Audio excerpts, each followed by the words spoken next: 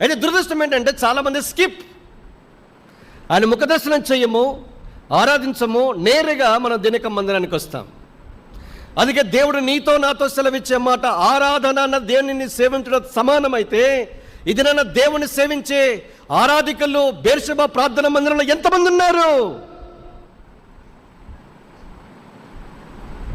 Watchman నీ గారు books ఇచ్చారు కొంతమందికి అక్కడ, డోంట్ లవ్ ద వాళ్ళు లోకాన్ని ప్రేమించొద్దు. ఈయన ఒక పుస్తకం రాశారండి, 12 baskets ఫుల్. హెబ్రోన్ బుక్ రూమ్లో తీసుకున్నాను పుస్తకము. 3 ఇంగ్లీష్ 3 parts ఉంటాయి, తెలుగులో ఒకటి మాత్రం బయటకు వచ్చింది. క్రైస్తవ సత్య గ్రంథశాల పాడిసన్పేట్. తెలుగు ఎక్కువ ఇంగ్లీష్ ఏం చదువుతాం మనము. 96లో పుస్తకం చదివాను. రాశాడు, అయ్యా పరిచర్య మందిరానిక లేదా దేవునిక? క్వశ్చన్ మార్క్ పెట్టాడు. మొత్తం చదివిన అప్డేటెడ్ అంతా మొత్తం పెట్టాడు, బ్యాక్ టు బ్యాక్. అప్పుడు ఆయన చెప్పిన మాట ఇదే, ప్రభు సన్నిధిలో నిలిచి ప్రభును ఆరాధించకుండా దేవుని మందిరానికి వెళ్ళి నువ్వు చేసే సేవ విలువ ఎంత అంటే శూన్యము అన్నాడు ఆయన. షాకిన అప్పుడు నాకు కళ్ళు తెరిచాయి. వ్యక్తిగత ఆరాధన చాలా ప్రాముఖ్యం. ఇది భగత్ సింగ్ గారు దీన్ని ఇంట్రడ్యూస్ చేశాడు. మీకు ఈ మధ్యనే గ్రూపులలో ఎవరైనా ఉంటే సర్క్యులేట్ అవుతూ ఉంది. ఆర్ స్టాన్లీ అనే దేవుని సేవకుడు, ఆయన ఎంటెక్ ఫ్రమ్ ఐఐటి చెన్నై నుంచి డిగ్రీ తీసుకున్నాడు. 1972లో రిజైన్ చేసి ఫుల్ టైం సర్వీస్కి వచ్చాడు. బ్లెస్సింగ్ యూత్ మిషన్ని ఆయన ఆరంభించాడు. ఆయన నేను స్వతహాగా మా మిస్సెస్, మా అత్తమ్మ గారు ముగ్గురం వెల్లూరుకి వెళ్ళినప్పుడు ఆయన ఇంటికి వెళ్ళి స్వయంగా కలిసి కొన్ని నిమిషాలు కొంత సమయాన్ని గడిపి వచ్చాను. ఇంటర్వ్యూ జరుగుతోంది. ఈ మధ్యనే 4 ఇంటర్వ్యూస్ సరిపోయారు, అంతా తమిళమే ఉంది.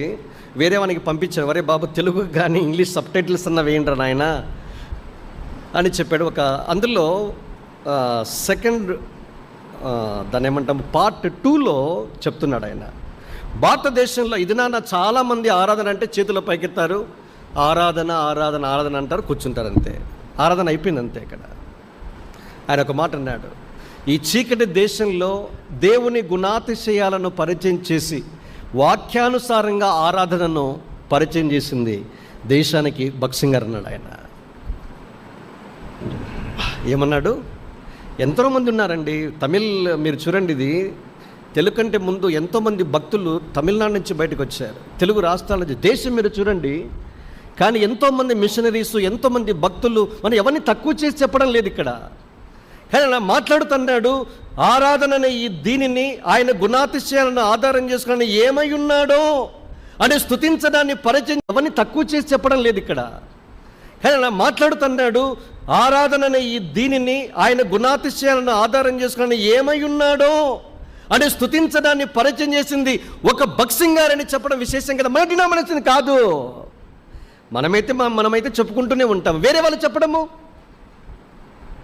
ఆయనకున్న గొప్పతనం ఏంటంటే వాట్సాప్ గ్రూపుల్లో ఒకటి ఉంది, ఆయన బెటర్ ఎవ్రీడే, మీకు తెలుసు, నేను కూడా ఇందులో ఉన్నా. తమిళ్ అండ్ ఇంగ్లీష్ 2 వస్తాయి సైమల్టేనియస్గా. ఆయన సింప్లిసిటీకి మొత్తం అంతా రాసి పెట్టాడు. అది చిన్న పోస్ట్ ఉంటుంది అంతే. తమిళ్ వెళ్ళింది, ఇంగ్లీష్ వెళ్ళింది. ఇంగ్లీష్లో మామూలు లెటర్స్ ఉన్నాయి, తమిళ్కి వచ్చేసరికి చూస్తే ఉంది తెలుసా, భగత్ సింగ్ గారు ఫోటో వేశాడు. అందుకే అనుదిన ధ్యాన మాలిక బెటర్ ఎవ్రీడే అనే అనుదిన అభివృద్ధి అనే దాంట్లో భగత్ సింగ్ గారు ఫోటోగ్రాఫ్ వేసి ఒక చోట ఈ మాట అన్నాడు ఆయన, అయ్యా అర్హత లేకున్నా ఎంతోమంది కాపర్లుగా తమ పేరుకు ముందు రెవర్లని అనిపించుకోవటానికి చేయని ప్రయత్నం అంటూ లేదు. కానీ భారతదేశము గర్వించదగ్గ అపోస్తులు లాంటి దైవజనుడు ఆయన మునుపటి తరంలో జీవించాడు. కానీ సామాన్యముగా సహోదరుడు భగత్ సింగ్ మాత్రమే అని పిలువబడ్డాడు. One of the greatest Indian apostles of previous era simply called brother Bhagat Singh. ఈ మాట చెప్పాడు ఆయన.